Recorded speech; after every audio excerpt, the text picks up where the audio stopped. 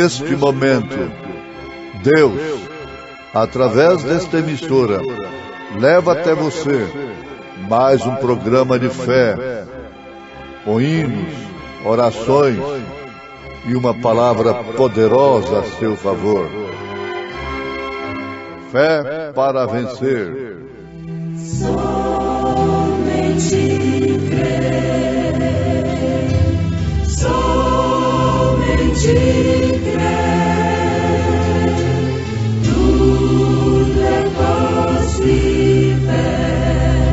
somente crer, somente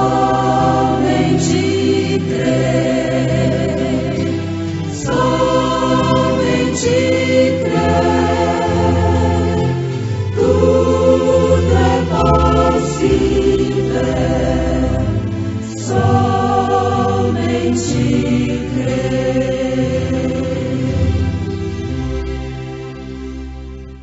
Responderam, pois, os judeus e disseram-lhe: Que sinal nos mostras para fazeres isto?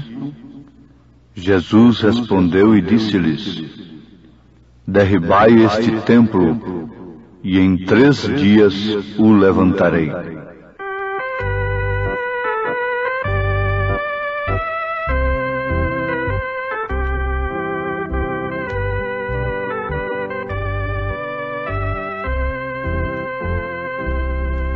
Cantarei de Deus a história que livrou-me do mal e concedeu-me salvação. Com amor, Jesus, o Mestre, sobre o lenho penou. Se foi por ti, foi por mim. A Jesus sempre estarei louvando este amor tão singular, cantando com amor.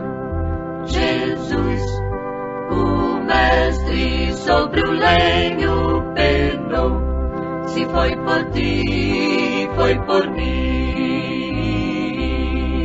Cantarei de Deus a história que livrou-me do mal e concedeu-me salvação. Com amor, Jesus, o Mestre, sobre o lenho penou. Se foi por ti, foi por mim. A Jesus sempre estarei louvando este amor tão singular, cantando com amor e fervor. Sempre estarei a louvar a Jesus, meu Salvador, Senhor e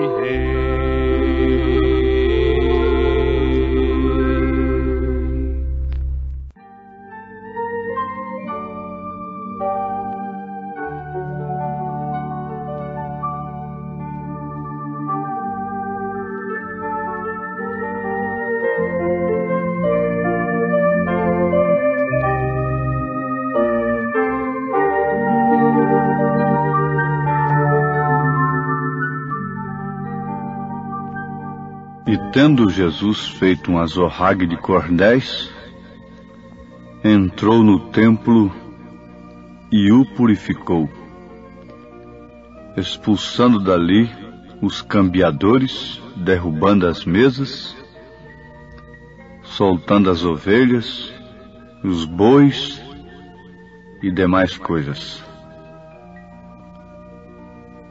E os judeus lhe perguntaram: Que sinal nos mostras para fazeres isto?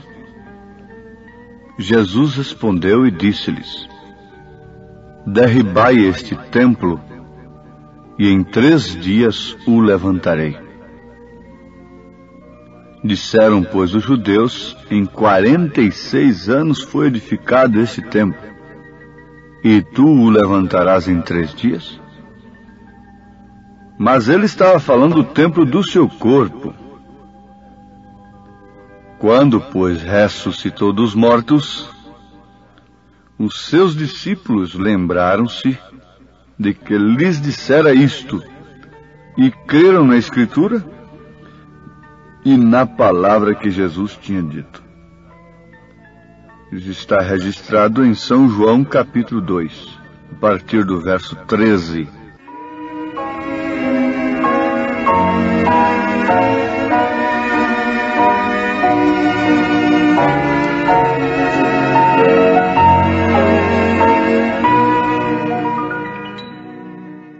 São João capítulo 2, a partir do verso 13. O assunto está como que em torno da ressurreição de Jesus, para chegarmos àquela conclusão maravilhosa de que a ressurreição de Jesus é seguramente o documento eterno, passem os anos, quantos anos for, quantos séculos, que a nossa ressurreição também está assegurada. Potencialmente falando, já estamos ressuscitados. Assim como a vida botânica e mesmo animal não podia viver ali no princípio, sem que o sol a trouxesse a vida, de igual maneira, hoje, quando há filhos de Deus sobre a terra, sementes de Deus, se necessita da luz do Filho de Deus, o sol da justiça, para trazê-los à vida eterna, manifestando assim o grande atributo de Deus como Salvador. E esses seus escolhidos que ele conheceu desde antes da fundação do mundo, vejam, logo naquela manhã da ressurreição, vejam, naquela manhã da ressurreição, em alguma parte desta terra, já se encontravam nossos corpos naquela mesma hora, pois nós somos o pó da terra. E no céu apenas havia um livro de memória ou de registro. Seus atributos estavam nele, sabendo que porquanto este Filho de Deus havia ressuscitado,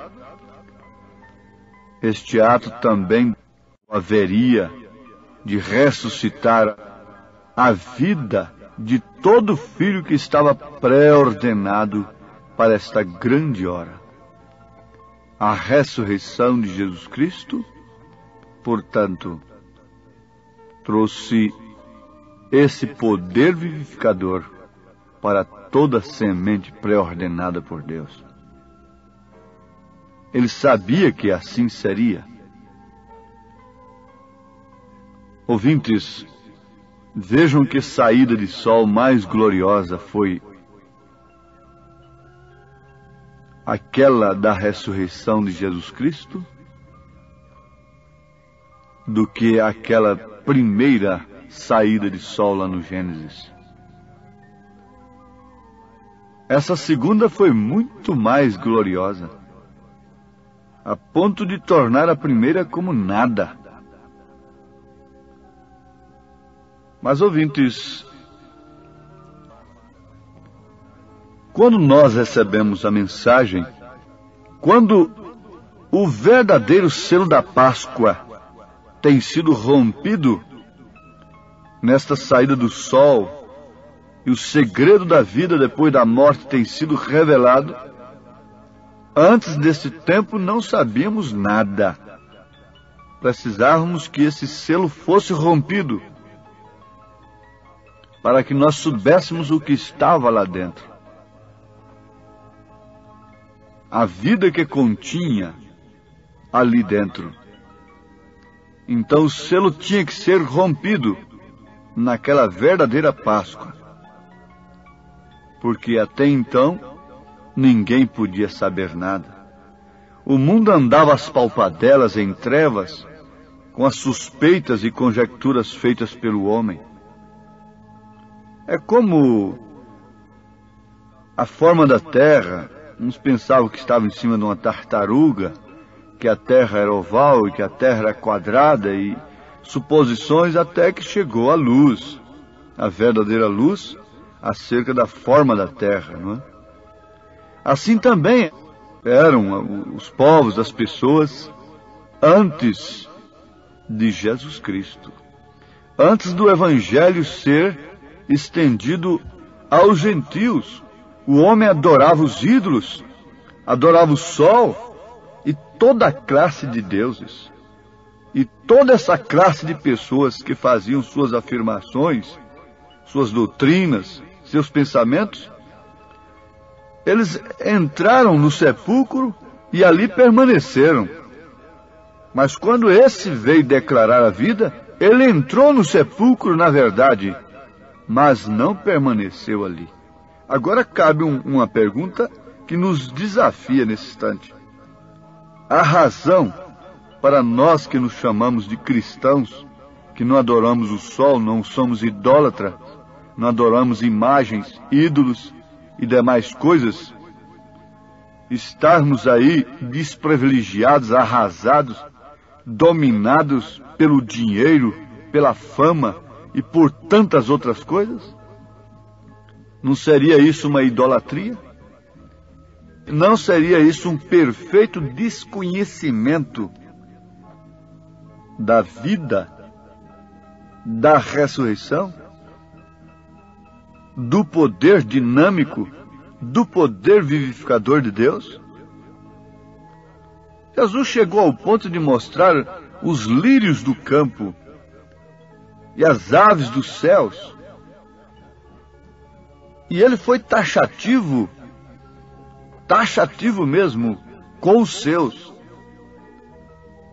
dizendo para eles buscar em primeiro lugar o reino de Deus e sua justiça, para que todas as outras coisas fossem acrescentadas, não postas ante Deus.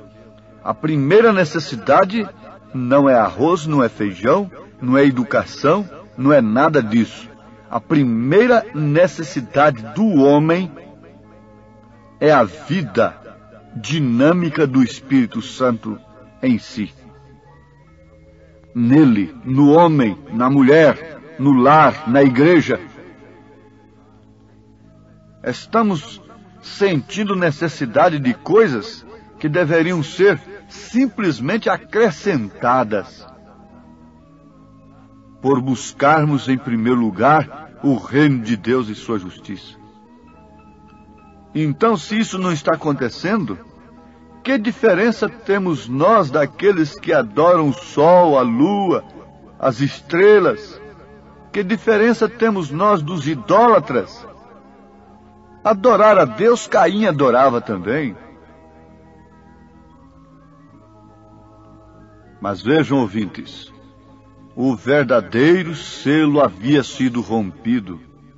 E o qual viveu da mesma maneira que nós vivemos, e morreu tal como nós morremos. Quer dizer, um homem, não é? Se levantou dentre os mortos. Sabe-se que há um túmulo de um grande líder religioso na terra, e que ali, de 4 em 4 horas, são substituídas sentinelas naquele túmulo, montados em cavalos brancos. Lá está ele, um evangelista brasileiro, viajando na Palestina, lá em Jerusalém, conhecendo o mundo da Bíblia, como dizem,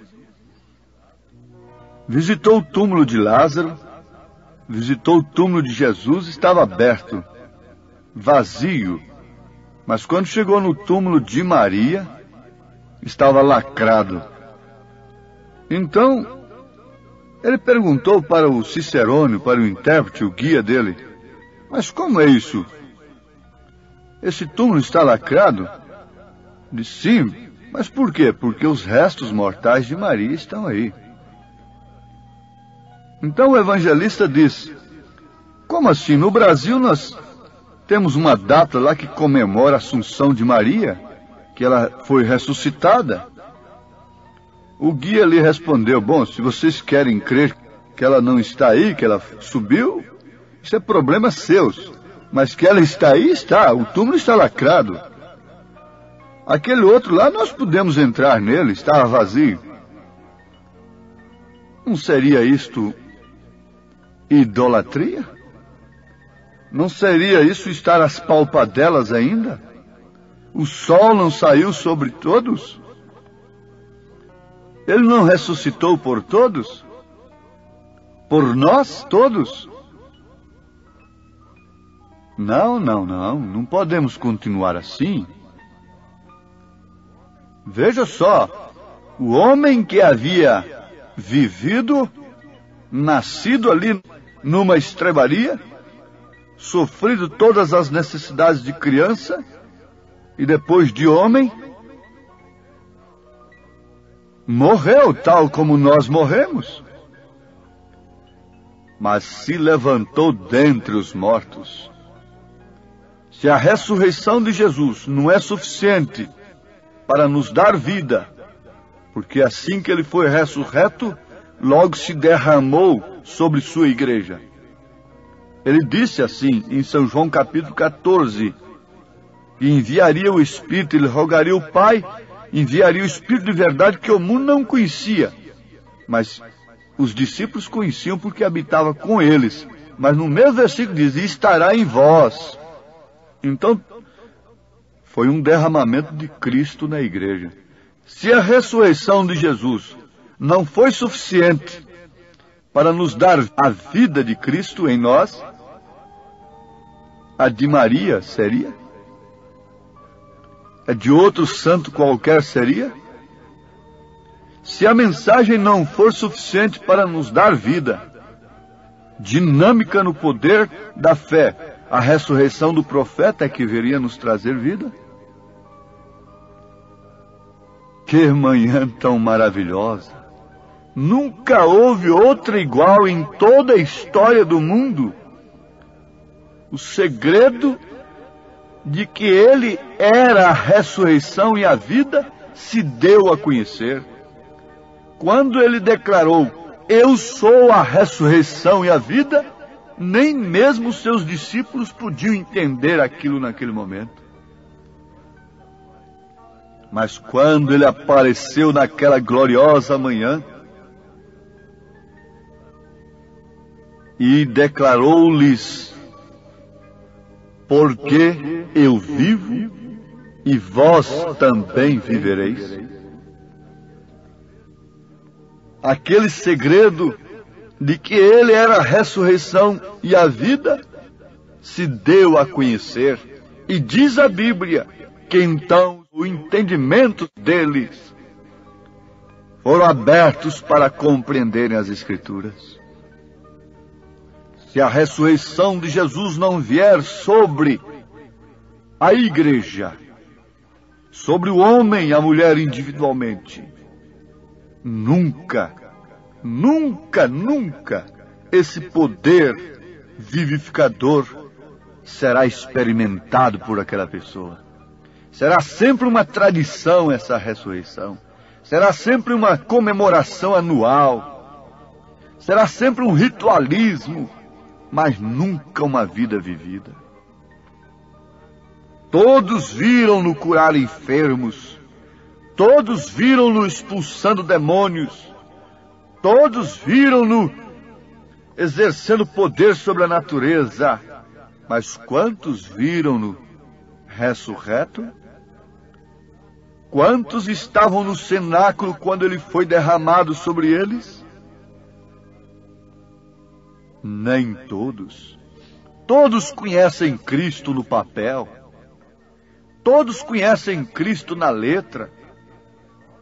Sim, Herodes, através dos sacerdotes, ficaram sabendo. Herodes e os sacerdotes, através dos sacerdotes, ficou sabendo onde deveria nascer o rei dos judeus, porque os sacerdotes tinham a letra que dizia que era em Belém de Judá. Mas somente 3 magos apenas, 3 pastorzinhos, ficaram sabendo onde estava o rei dos judeus, porque eles não tinham apenas a letra, eles tinham o cumprimento da letra, eles tinham a revelação da letra, eles tinham a estrela, eles tinham o Espírito que os guiou até onde estava o rei dos judeus. Portanto, podem fabricar Bíblias aos milhões e dar a Bíblia de graça em cada esquina e terem a letra de tudo isto, mas se não tiver o poder vivificador, nada resolve. Depois o Herodes vai atrás do menino para matá-lo. Depois ficam atrás da mensagem perseguindo-a por falta de revelação. Sim, amados, isso é uma coisa que deve ser observada à luz da palavra. Deve ser encarada como a maior necessidade do momento. Quando os homens estão numa luta sem trégua, encarando as necessidades do momento, coisas naturais e intelectuais,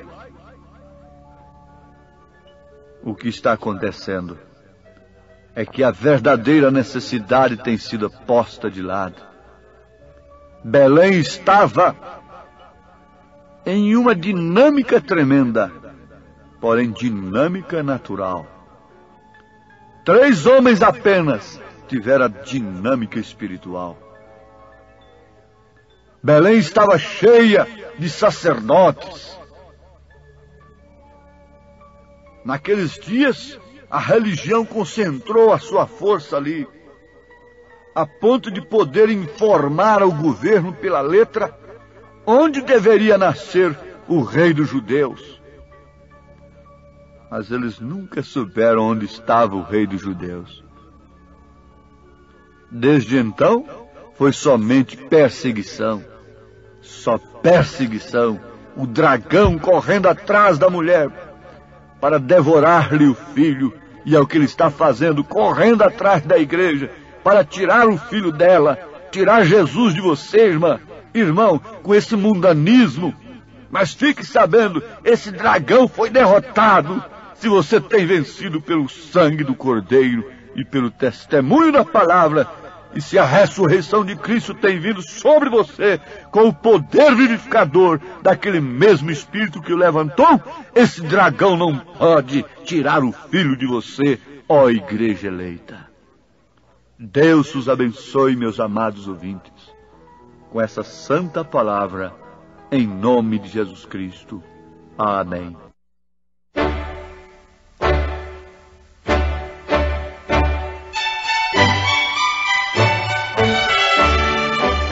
Ouvintes, escreva-nos pela caixa postal de número 15.020, 15020, CEP 74-501-970, Goiânia, Goiás. O nosso endereço na internet é www.apalavraoriginal.org.br. Volte a nos ouvir amanhã novamente neste mesmo horário, nesta emissora, se o Senhor nos permitir, com fé no Filho de Deus, a fé que vence o mundo.